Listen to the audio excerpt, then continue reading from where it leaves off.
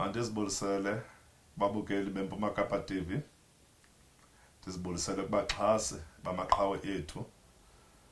Ndinamkele kule nkqubo yethu echaza nenika imbali eyiyo esuka kubantu bayo, efuna ukurecognize abantu abazabalazileyo baba negalelo elililo emzabalazweni wethu. Namhlanje ndihamba noBawo Silas Mthongana, oliqala lomzabalazo, olwileyo, oye waxhamleka kodwa akanikezela. Namhlanje ke ndicela nimamkele ekumakhaya enu, ndicela nimmamele imbali yakhe eza kuzichazela ngokwazo. Molo Bawo Mthongana. Molo Bawo. Bawo Mthongana, khawubalisele abantu baseBhayi okokubana ngubani uSilas Mthongana kwabangamaziyo. NdinguSilas Mthongana. Ndazalelwa kwaNongyola eBhofolo, kulalali yo-Omrey, uRaymond Mhlaba. Abantu ke bamazi ngolo hlobo. Owayenguvula indlela ngexesha le-Defiance Campaign apha eBhayi. Ndithe ndisabe ndikhulile xa ndiminyaka 15 kwabonakala into kokuba umakhulu uphawula into yoba iitshomi zam ziyahamba zibheke ema-Atto ziyosebenza khona ii-orange, ezinye ziya kooKatyi ziyocolacola uukatyi. Woyika into yokuba nam zilandele olo khondo. Ngokusenyanisweni ke iitshomi zam zazihambile, ngoku nam ndiqonda uba ndizawuhamba ndilandele zona. Wathi hayi kubhetere uba ubheke eBhayi. Ngo-1948 ke ndasuka eBhofolo ngoDisemba ndeza apha eBhayi ngoba umama wam wayelapha eBhayi. Ngoku ke ndahlala kuye phaya eDubula. Ngoku ndiphaya eBhayi ke ndandizokwenza uStandard 3. Ndamenza uStandard 3 eKhaweni Higher Primary School ngelo xesha. Izoba yi-secondary school xa kanye ndipasa uStandard 6. Ndase ndisithi continue phaya eKhaweni i-educational career yam. Kwade kwafika u-1955. Ngo-1955 ndapasa eKhaweni ndabheka eLovedale High School ukusukela ngo-56 to 57 ndiyokwenza imatriki. Ndisabe ndibuyile ke khona ndabizwa nguOmrey, uRaymond Mhlaba, lube ndithetha ngaye into yoba mose uthi useLovedale. Ndithi ewe ndiseLovedale. Uyamazi uAmbrose Makhiwane? Ndathi hayi ndiyamazi uAmbrose Makhiwane. Ebengu-chairperson weVictoria East ANC Youth League ephaya eFort Hare ke yena. Wathi mosi xa umazi uAmbrose kuyafuneka into yokuba uzojoyina thina apha ube kwi-secretariat ye-African National Congress provincial. Ngelo xesha ke ii-provinces zalapha zalapha eSouth Africa le ndawo sihlala kuyo i-Cape Province, ize ibe yi-Transvaal, ibe yi-Free State, ibe yi-Natal. Ezo provinces ke ezazikhona ngelo xesha. Yo.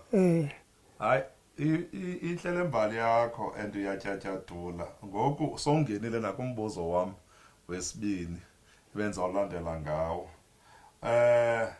Kwiveki ephelileyo uye wawongwa, wafumana iwonga lokokubana unendima oyidlalileyo emzabalazweni. Abanye abantu ke abayazi into yobana intsukaphi yayo. So siqalele ke ngoku into yobana wena waye waqala eLovedale, wasuka eLovedale wazodibana noBawo Omrey. uNdobe okubana akukhokele apha eBhayi. Uyawusela usityatyadutelela ke usichazele kwakusenzeka ntoni njani ngexesha lenu, izintoni owazenzayo ngexesha lomzabalazo. Uqala kwakho. Emzabalazweni ke apho ndiqale khona kwakungo-52 phambi koba ndizothetha noOmrey. Ngo-52 ndandifuna ukuyokophula imithetho yentswelabulungisa, noba ndandingayazi kakhulu ingcinezelo ngoba bendingakhulanga kwiifemeli ezingenanto.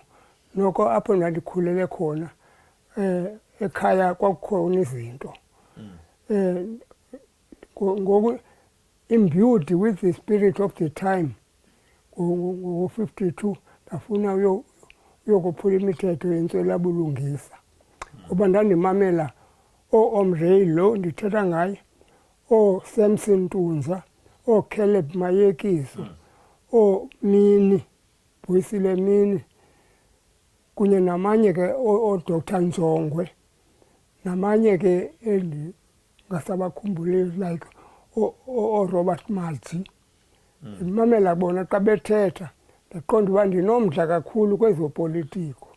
Ndaba ke ndingumntu ongena kakhulu kwipolitics. Ndafuna ukophula le mithetho ke, kodwa kwabonakala into yokuba phaya esikolweni eKhaweni ndichaziwe ngabanye abantwana baxelela utishala uSolilo into yoba mna ndizayokophula imithetho yentswelabulungisa. Wandibiza uSolilo wabuza uba ndiva kuthiwa uyokophula imithetho yentswelabulungisa. Jonga ke mfana wam, usemncinane, sisajonge lukhulu apha kuwe. Uba uyowujoyina le defiance campaign uyawufumana inkathazo zoba mhlawumbe nesikolo ungaphinde usifumane. Khawulinde, liyeza ixesha lakho apha embuthweni, uzawuhlala embuthweni kude kufike ixesha lento yokuba mawuyokulwa. Ngoku khawufunde ugqibe izinto zakho zesikolo. Hayi ke ndavuma ngoba kaloku ndingenakwenza ngakumbi. Bandichazile uba ufuna nantsika uyokophula imithetho. Ndaba ke ndingumntu oyekayo loo nto yokophula imithetho yentswelabulungisa. Ndathi continue. Ndizodibana noOmrey nje ke ngoku ndivela e-high school eDikeni. Ndidibana naye ke wandibiza ke wathi uzawufuna into yoba mna kunye noMweli Kobo sibe kwi-secretariat yeprovince phantsi koTerence Makhwabe wahlala eWoma. Ngoku ke siza kwenza zonke izinto ezenziwa ngusekretari njengoba noko bekhe sabheka esikolweni. Savuma ke saba kuloo secretariat. Ngokusenyani ke ndandihamba iindawo ezininzi ndiyotsho eMakapa kwi-conference ema-Elsis River, ndisiya kwi-conference ze-African National Congress. Senditsho ke into yoba yenye iroli ke endithe ndayithatha ndayifumana apha embuthweni. Ngoku ngo-1961 kwenzeka into yokokuba kufuneke ndiyolanda ii-documents ezazithunyelwa zisuka eRivonia. Kwathiwa mandiyozithatha ezi documents. Ndayozithatha kanti ndinikwa ii-documents ezirongo ezi-Pan-Africanist Congress. Ndathi hayi azizo ezi nto ndizozithatha apha. Ndathi ndisabe nditshilo ke kwalindwa enye iplane efika eseyingenile phaya e-airport. Kanti zilapho ezi documents ndiyozithatha. Kulapho ke ndiqale udibana khona ne-clash kunye ne-security police. Sandazi ngoko i-security police uba ndingomnye wabantu ebebengamazi olapha kwi-struggle. Ngoku ke ngeli xesha sekusondela in fact umbutho sowuvaliwe sowuvaliwe ngo-1960. So ke ithetha into yoba i-security police sasoloko siligcinile igama lam, sandibamba. But ke ngosuku olulandelayo one-Sunday ndandiyozithatha ezi documents Saturday bandikhulula bathi mandigoduke, ndagoduka ke. Oh. Yeah. So izisele zaqala ngo-1961 usibona. Ndaqala ngo-1961 ulala eseleni phaya eNew Law Court. Kwaye wabanjwa. Kwakunjani ngoko?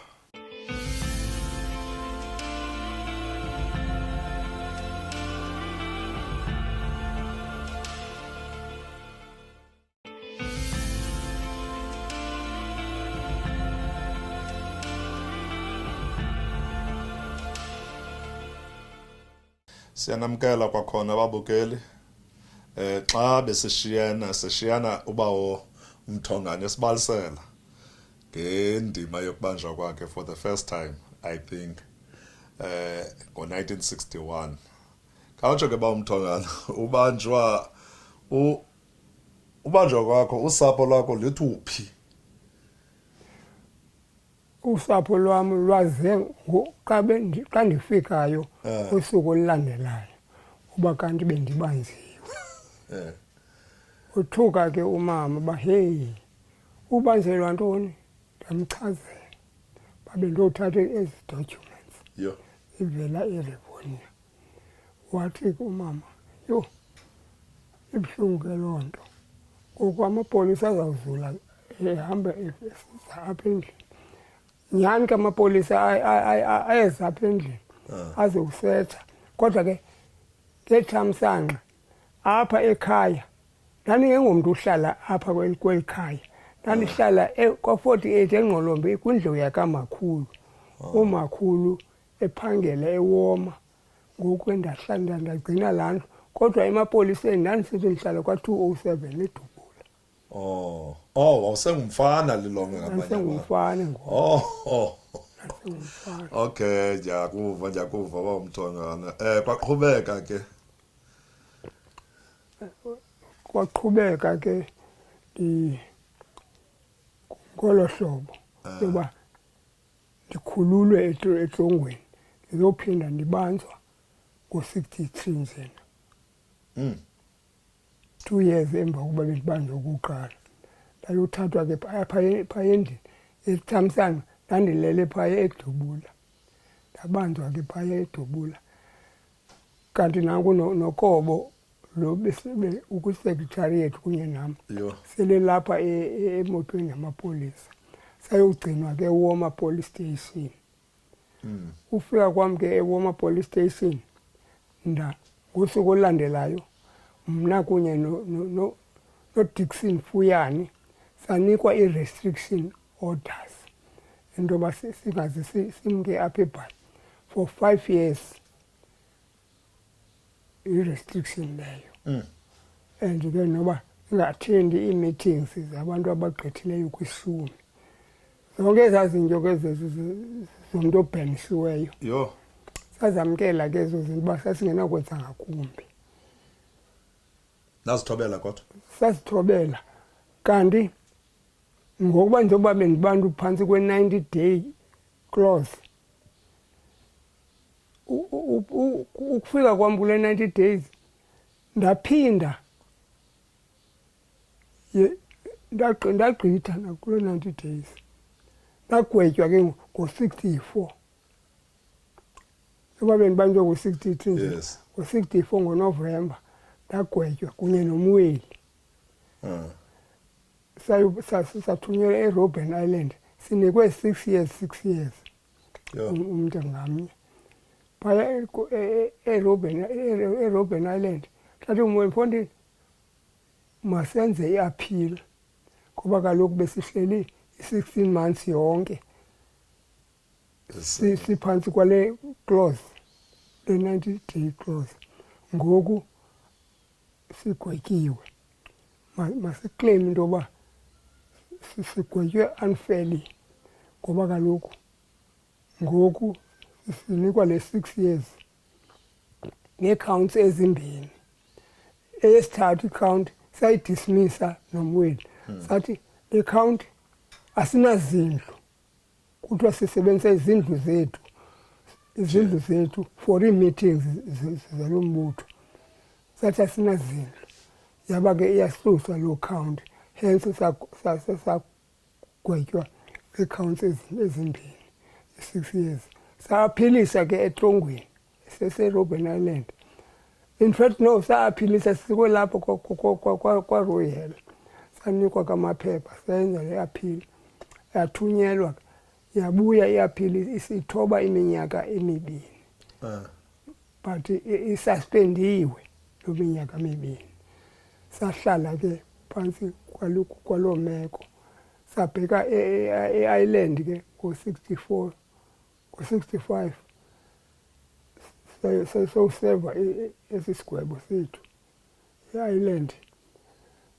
Saphuma ngo-68 ngoNovemba. NgoNovemba 68 siyenze i-4 years.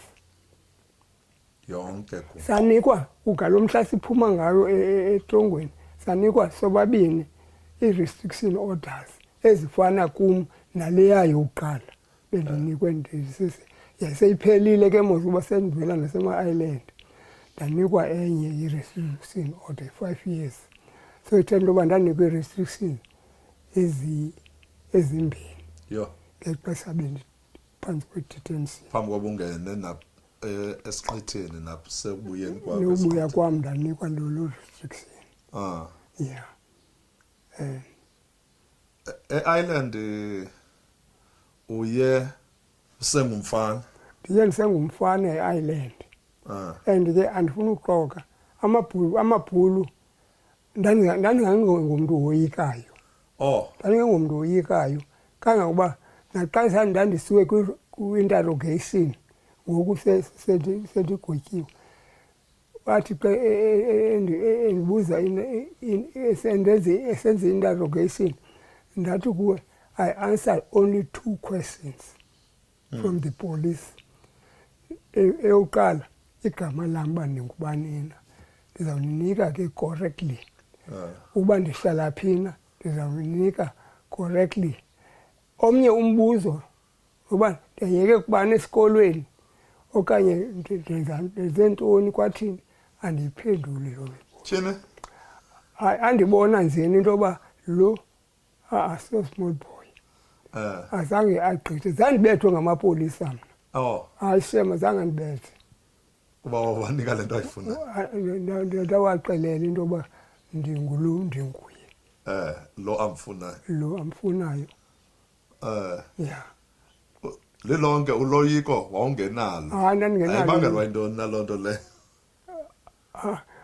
Iimfundiso zika-Omrey kwi-study groups ndandikuso zazithi akuba uyiphendula imibuzo kwi-security police baxelele into yoba you don't want to incriminate yourself.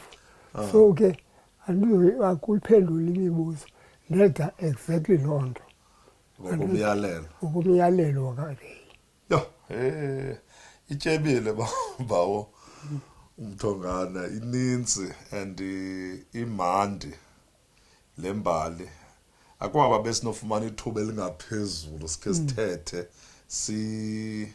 simamele. Kukho isiqithi, kukho i-study groups. Mhlawumbi sinothetha nge-study groups. What was happening kwezi study groups? Kwi-study groups ke sasigrutshiwe apha kwi-township. Mna sasiba yi-8 kwesam i-study group. Abanye kulo 8 they ended up beyosimpimpa. Bempimpa mna kunye nomweli. Singabazi uba babanziwe. Kwathi kanti babanziwe basimpimpa kunye nomweli. Ukuze sigwetye la 6 years. Phaa kwi-study groups. Phaa kwi-study groups ke sasifundiswa i-political economy Okay. sifundiswa zonke nje izinto ze-struggle. And njengabantu bekwi-secretariat ke mna nomweli phofu ke singayithethi loo nto apha kwabanye abantu esinabo ngoba kaloku umbutho wawusowuvaliwe umlomo. And siyalela into yoba you don't talk everything kubantu abangekho kule nto ukuyo. Oh, so nanifunda uphatha, nifunda nolawulo, nifunda nolwazi lendlela zolawulo. Exactly. Nizwele ke baphulaphuli babukeli into yokubana babengangeni nje edabini, kwakufundwa kuqeqeshwa beyazi lento bayiyeleyo phayana, befundiswa noba mabenze njani na ukuzilawula. Masiphinde ke sifumane ithuba lento yobana sikhe sibethwe ngumoya siye evenkileni, sizawubuya ke nobawo uMthongane nive kwezinye izithonga zakhe. Enkosi.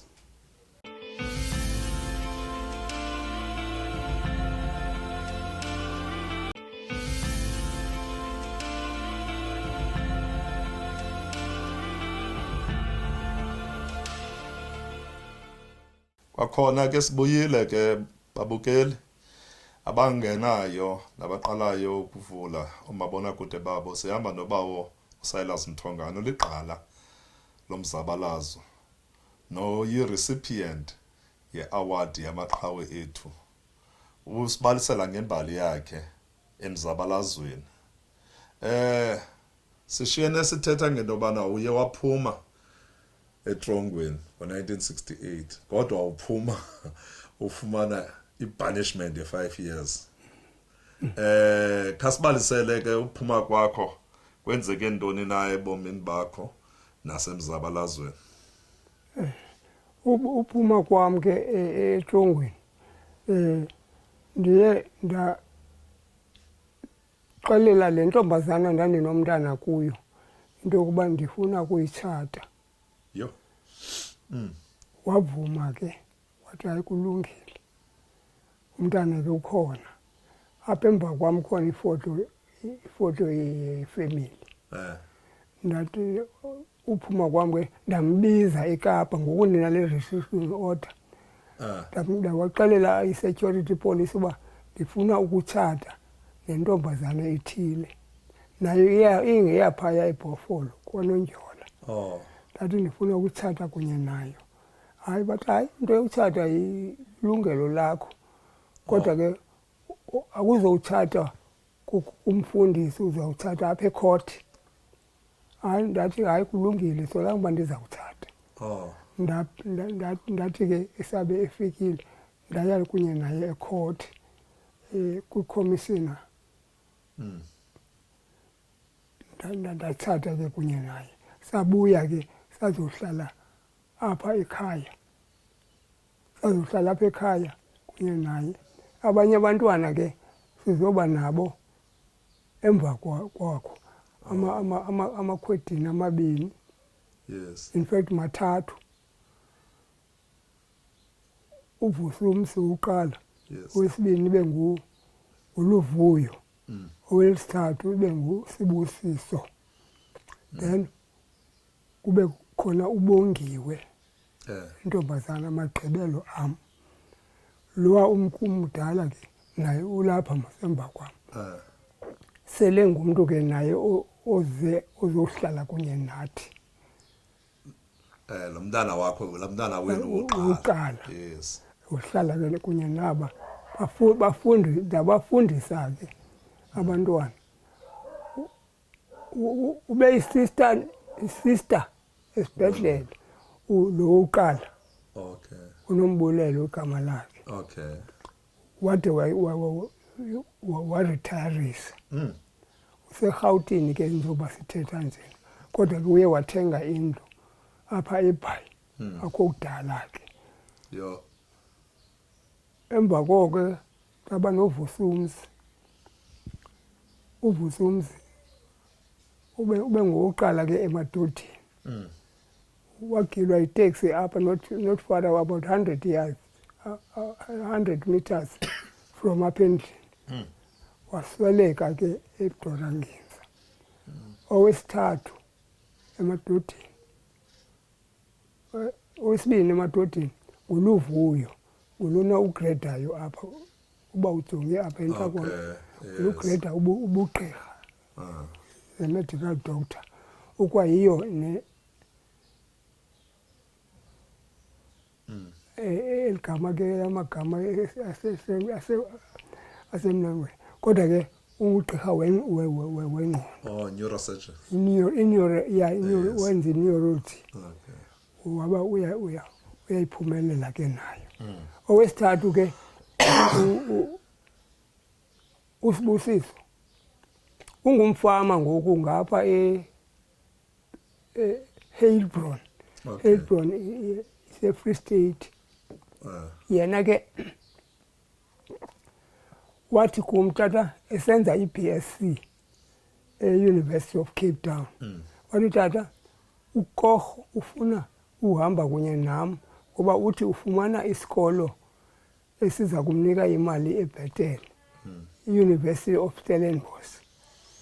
Ndathi University of Stellenbosch, my boy, yiya phaya ngoba ndinegrudge ngentetho yakaDr Verwoerd, noba sesengasekho kodwa ke ndinegrudge uba why should we teach Africans mathematics and science? What are they going to do with those subjects? They need not graze in the green pastures of the white men, abantu abamnyama. Ndathi hamba uye phaa kule university, wapasa i-BSc yakhe, i-honors phaya kula university, wapasa i-BSc Yes. cum laude. Ubuza kum tata ithetha ntoni cum laude? Ndathi ngoba ndandenze iLatin esikolweni, ndathi i-Latin expression lena means uba with distinction. Yes. Uyipase ngedistinction le subjects. Phofu eyazi loo nto. Yes. Uba uyipase ngedistinction. Amabhongo. Amabhongo. Okay. Now utata nabantwana bakhe nayo yonke lempumelelo ingaka. Ungumzabalazi. Kwaye abazabalazi bebenenxeba yoba ngalo lonke ixesha basoloko besetrongweni. How did you manage into yobana ube nempumelelo engaka ebantwaneni bakho uphinde ube umzabalazi at the very same time? Oh, ndandingayikhi imali, ndandisiza nayo apha endlini ngoba ndandinoxanduva loba kufuneka abantwana befundile. Yes. Ndithi khona umama phaya kwezaa ncwadi zokuqala e-Royal Readers othi phaya ndingafundanga njena ndizabafundisa rhoqo abam abantwana. Ndifuna ufana kunye naloo mama ke, ndizawunifundisa. Bafundile, imali, ubuninzi bemali yam iphelele phaya kubo.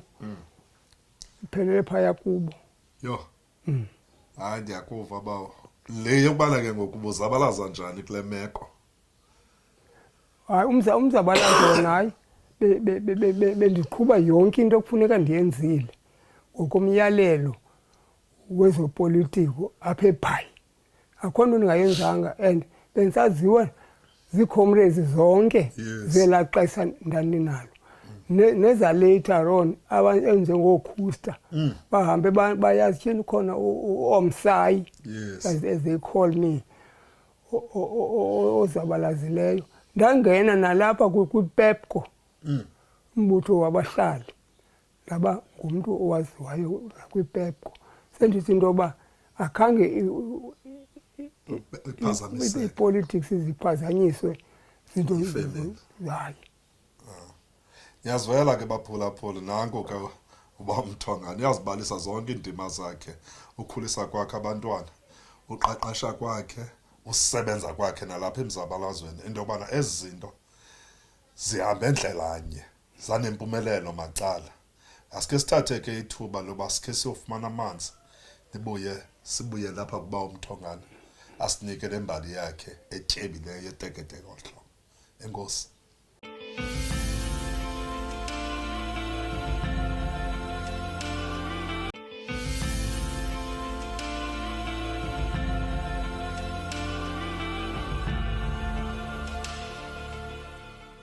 Siphinde sinamkele kwakhona babukeli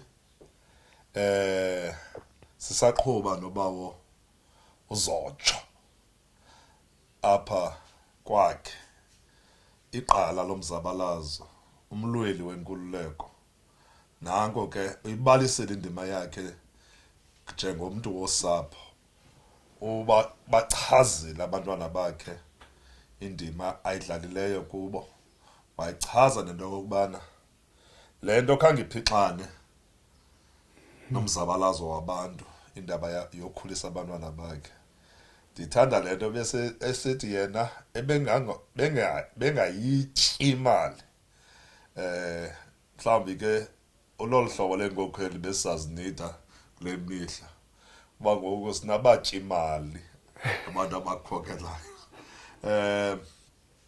Bamthongane uchazile ke ngosapho lwakho watshata wakhulisa abantwana waqeqesha ndikhumbula apha nge-80s simane sidibana kwiindawo ezifana nooMankuthazweni njalo njalo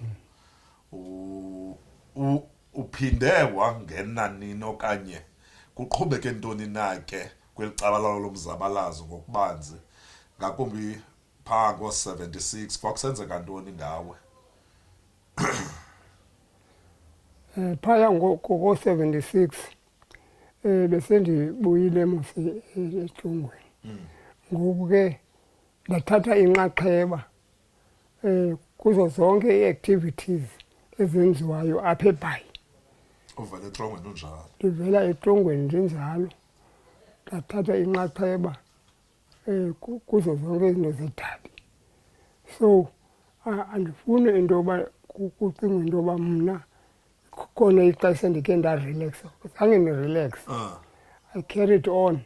Kwaye ke ndandingoyiki nokoyika uba ndiyabanjwa. Ndandiyazi itrongo and ke ndiyazi into yoba akukho nto bazawundenza yona nasetrongweni. Andiboyiki. So bendisenza izinto zonke ezifanele uba mazenziwe ezivumelekileyo phofu nasemthethweni. Ezingavumelekanga ke bendizenza ngohlobo loba azifuneki ngokwasemthethweni kodwa ke funeka zenziwe le nto. Like for instance kukhona eli xesha yothunyelwa kwabantu e-exile uba bayokulwa phaya. Mna noba uMbeki uRaymond Mhlaba ebheke ePretoria eGauteng wathi uOmkhofu mandibe ngumntu ozawuba nenxaxheba ekugayeni abantu abafuna ubheka phesheya beyowulwela istruggle. Beli-instrumental ke kwabo bantu. Omnye wabo nguMasala ungukhazini wam. Ndandihlala naye apha phaa eNgqolombe. Ndandihlala kunye naye endlini. Uzizi wathi ufuna uhamba. Ndathi kulungile. Ufuna amajoni anjengawe. Omalgazi uSiquthu Sinqokwane naye bagqithe apha kum into yoba bafuna uhamba. Almost bonke balapha eBhayi nditsho nabaseTinarha bebesiza apha kum ngoba ibindim oyicontact kunye nestructure esiphezulu esiseRhawutini. Ibindim. Senditsho ke into yoba hayi ndihambe nje lula kunjalo nangoku kwakumpimpwa oMdwayi abazange bakwazi uba bangathetha ngam ngoba babengandazi kwicala lezopolitiko ezi-underground. Babengandazi otherwise nam ke ndafumana ezaa 20 years zafunyanwa ngoba uSikhundla uba wayezazi uMdwayi. That is usekwa komkhonto wesizwe. Umkhonto wesizwe usekwe ndim noOmkhofu. Apha eBhayi. Satravelisa sabheka eMamonti. Sawu-establisha naseMamonti. Umkhonto sibize i-representatives zombutho ezisemaTranskei zaba khona phaya eMonti xa sasiwumisela MK. Yo. Hayi inkolo indima edlalileyo siyava. Siphinde size ke ngoku ngelixesha lokuba ubuye eTrongweni. Zeziphi indima ozidlalileyo isikakhulu kukho ukubandakanya kwela xesha bekuwongwa usekela sodolophu ube nento ayikhankanyayo ngendima oyidlalileyo kuye Withoko. umkhoseli Jack. Hayi uye wayikhankanya elubala into yoba mna noComrade uHarry Kani saba ngabantu awayemncedisa xa wayesenza i-editorial ne-statements afuna uzenza. Simcelele uba you don't use eli gama funeka usebenzise eli gama apha kule ndawo. Usebenzisa eli gama. Ubukhuseli uyithethe ngokwakhe naye loo nto xa bendinikwa le mbasa lapha ecam kwam ngasekhohlo. Wayixela indima endiyidlaleyo kwicala lakhe. Nabanye ke besesenza loo nto kunye noComrade uKani. So benibabhalela intetho zabo. Intetho zabo uzuthethe ngolu hlobo. Uthethe ibeke ngolu hlobo. Ibeke ngolu hlobo. Noba i-idea ibivela kuye kodwa ke sithi apha ibeke ngolu hlobo. Apha ibeke ngolu hlobo. Kwakutheni? Andiva. Kwakutheni? Yintoni isizathu soba nenze njalo? Isizathu soba kukhona amagama apha esilungwini mna ke endithi ngamagama mhlambe uba bendifunde kwezi zikolo zalocally endingakwazanga ukuzi-understanda ngenxa yepolitiki ebendiyifumene kuqala ngexesha bendiseLovedale, let alone leyayo uba ke ndandifuna udifa imithetho yentswelabulungisa ndandingazi into ngelo xesha. But xa ubuya kwam eLovedale ndaba nako ukuba ndi-asiste abantu abafuna uncedwa kwizinto ezithile abafuna ubhala apha izinto nge-struggle. Okay. Injongo yayisekubeni bathethe le nto i-right ngendlela e-right. Exactly. Okay. So kwaqhubekeka ke nge-80s khange ubethwe. Hayi ukubethwa kona andifuni ukuxokisa abantu Thokwana. Azange andibetha amabhulu. Ndandingawoyiki umntu uza kubethe ubona apha emehlweni into yoba unoloyiko uyakuba sisisulu. But uba ubonisa into yoba akumkhathalele asoze ubethwe. Angibethwe ke ngenxa yaloo nto. Uyandibona mos umzinzana wam ucekeceke kodwa bebendibona nje into yoba hayi lo angasifaka kweyona itlongo inkulu ngenxa yoba uzifunde phi ezi zinto zoba uphendule imibuzo emithathu. Uphendule imibuzo emibini owesithathu nowesine ubheka phaa akayiphenduli. So bayazi into yoba khona apho imfundiso ndizifumene khona. Good. Senditsho ke akho nto indinoyitsho kakhulu. Hayi ke niyazivela ke bafukeli. Nangona ecekeceke emncinci utsho ababhankweni into yobana hayi yena ebengoyiki ngokoyikiswa. Ebeyazi into ayiyeleyo emzabalazweni. Imibuzo mibini owesithathu iyazihambela akaphinda phendule nto. Liqala ke elomzabalazo. Abantu abaninzi bawelisile baya kumazwe ngamazwe beyolwela lenkululeko beyofomisha umkhosi wokubana kuthathwe isigalo kuliwe.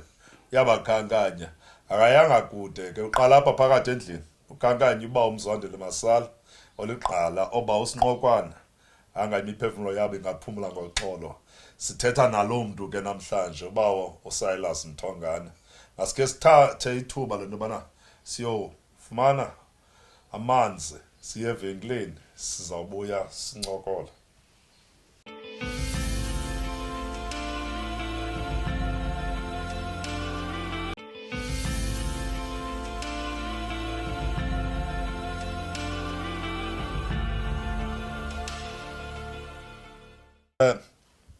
Sinamkele kwakhona abaphulaphuli nababukeli.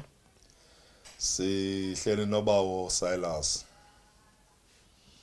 Siqokumbela lenkqubo yana yakho namhlanje. Ndinemibuzo embalwa ngoku. Uyikhankanyile indaba yokubana ubalungiselele abantu abafana no Sekela Sodolophu uba uJack. Ndiyacinga kuleli xesha kukho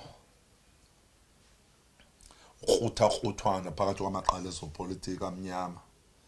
Ndiyacinga ngeli xesha kusithiwana akuthengwa. Ndiyacinga ngeli xesha kuthiwana abuselwa. Kasiteva dlavanja nje. Kwakusenzeka ntoni ngezantsuku? Ngezantsuku zininzi into ebesenzeka kangangoba kunzima noba ndingazichaza uba kwakusenzeka ntoni ngenxa yento yoba kwakuthiswa namapasi. Nam elam ipasi ndalitshisa ndinomweli sobabini. Kade ephondeni masingabizi publicity sizobukelwa ngabantu abaninzi ngoba bayabanjwa ngoku abantu batshisa amapasi. So ke andifuni ubanjelwa into enjengepasi. Masitshise thina amapasi wethu sawatshisa kamapasi. Sendithi into yoba yonke into ebekuthiwa mayenziwe siyenzile. Khange sibe noloyiko yokungayenzi. Ngethamsanqa ke umwele ebesaphila ngoku. Undisiyile ke ngoku. Akasaphili. Kodwa ke nandiyele emngcwabeni wakhe King Williamstown. Because wavuma ukuya eDimbaza. Mna ndathi sondiye ndandiza kuya eDimbaza. Cha uCamp Inspector Camp eLabour Bureau. Xa ndibuza uba iphi le Dimbaza uthi uzondithumela khona. Uthi kum uyawuyazi iDimbaza xa ufike eDimbaza. Ndathi jonga ke ungabuphinde uze apha emsebenzini nasebenza esitelendweni ngoku. Ungabuphinde uze apha emsebenzini uzomxelela ngeDimbaza. Soze ndiye kuloo Dimbaza leyo. Siyabhana wathi ndiyakuva. Ndathi okokugqibela xa uzawundithumela eDimbaza undise ecourt ne-court of law. Kulapho kuzawuphendulela khona. Nyhani wandisa ecourt after 3 months. Ndawufika ecourt ndamelwa nguMelansky. Advocate Melansky wayondimela phaya ngoba uColin Dangelovitz wathi akasafuna ungena kule nto zepolitics ngoba naye amapolisa amthuthisa. Wandimela ke uMelansky. Kodwa icourt yadecide into yoba funeka ndiqokelele impahla yam ndihambe ndibheke eDimbaza. Wathi uMelansky, I'm taking this case to the higher court, high court eRhini. In 3 months time yafika impendulo esithi myekeni apho lo mntu lowo une-5 years ayinikwe yi-Minister of Justice into yoba angazaphume apha ephaya. So ke itsho ukuthi zange akwazi ke noCamp lowo kunye ne-security police wathi uMelansky uyasifuna apha kodwa ke zange size. Sandiyeka ndahlala apha ephaya. Azange ke ngoba uyabuza uMelansky njengoba uSilas enomntana omncinane njena le kwedini enguvusumzi apha kwezintwana zintathu leyokuqala uzawuphangela phi. Kwathiwa wathi u-Inspector Camp unophangela naphina apha afuna uyophangela khona. Ndaqomba tyhini ndahleka kangamna ndawoniswa ngumantyi into yoba ndihleke gqithi. I-court yandiwonisa. Ndihleke into yoba uthi noyophangela naphina basandithusela ntoni kule ndawo ndiphangela kuyo ndiqeshwe kuyo. Senditsho ke yabe yafelisa into yokusiwa kwam eDimbaza kuba ndandine-12 hours house arrest. Yeah. Yo, zasondela ke insuku zokukhululeka. Sasondela insuku zokukhululeka, sabe sikhululekile ke. Njengoba sikhululekile. Ndabona ke i-challenges umbutho ohlangana kunye nazo. Ngenakuphinde ndizincede ke ngokuba sendimdala 86 ndigqibile in 5 years, in 5 months time I'll be 87. Wow. Yo. Good innings. Yo. Yeah. Kule meko ke baMthongana kuba nikhokele nikhulisile niqaqashile. Mhlambi kwezi nkokheli ezikhoyo nabantu abane jongo zepolitiki nokukhokela okanye nosebenza kuba nina nanikhokela ngeli xesha kwakusatyalazwa ngoku kukhululekiwe intona noyicebisa iinkokheli zale mihla. Iinkokheli zale mihla njengoba ndilapha njena ihlala apha andizazi iinkokheli zalapha apha ekuhlaleni kuba ngobanina. I do not know into yoba isizathu bangazi uzondichazela ngomnye wamagqala ombutho into yoba kutheni zingazi zondichazela njena. Bandibizele nasemhlanganweni andibheniswanga ngoku. Nokuya emhlanganweni apha enkuthazweni apha ibholo phantsi. Ndinokuya phaya xa ndibiziwe ndonike uline as I see it. But njengoba ndisitsho andazi nabantu abaphetheyo apha ngoku ngawo lo mzuzu. Apha ekuhlaleni. Ndothukile nangoku into yoba tyhini kanti ndisakhunjula xa ndinikwa le mbasa.